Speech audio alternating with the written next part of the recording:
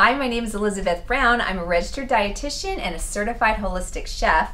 I'm 43 years old and I live in beautiful Santa Monica, California.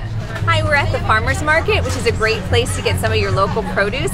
Growing up, we didn't have farmer's markets where I'm from, but I had my dad's own organic garden, which he had as early as the 70s. So I grew up with organic produce. Then I moved to California and I don't have any room for a garden of my own, but luckily we have these wonderful farmer's markets where we can get all this great organic produce and we get to meet the farmers who grow it. Today I'm making tomato orange chutney chicken with baked kale chips.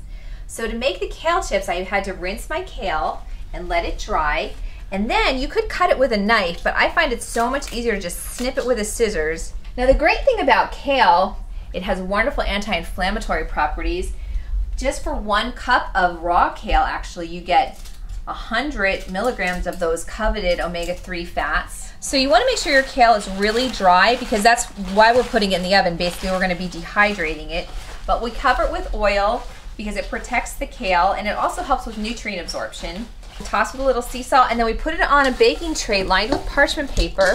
I never had kale growing up. In fact, when I was in college, I worked in the university dining room and I used to help the cooks prepare the salad bar. I used to make the garnishes and we used kale as a garnish. It would just decorate the salad, you know, to cover the space where the ice was. And so we would just rinse it off at the end of the day and reuse it. I had no idea how nutritious it was. Okay, so for the tomato orange chutney chicken, you want to make sure your chicken is rinsed and dried. Put it on a piece of parchment paper because we're going to pound it to flatten it.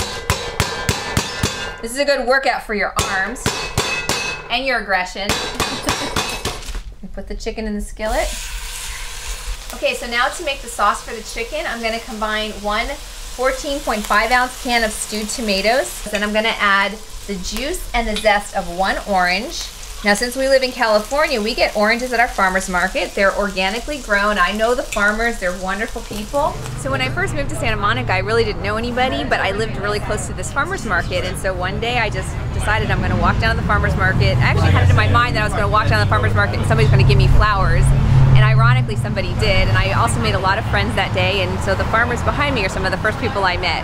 Okay, so once we bring the sauce to a boil, it takes about a minute. Then we add the chicken back and try and cover it with the liquid as best as you can. So here's our complete meal, the tomato orange chutney chicken with baked kale chips, all for 400 calories, 40 grams of muscle building protein, 42 grams of energy yielding carbs, and tons of antioxidant nutrients. And believe it or not, we made this whole meal for only $3 a serving.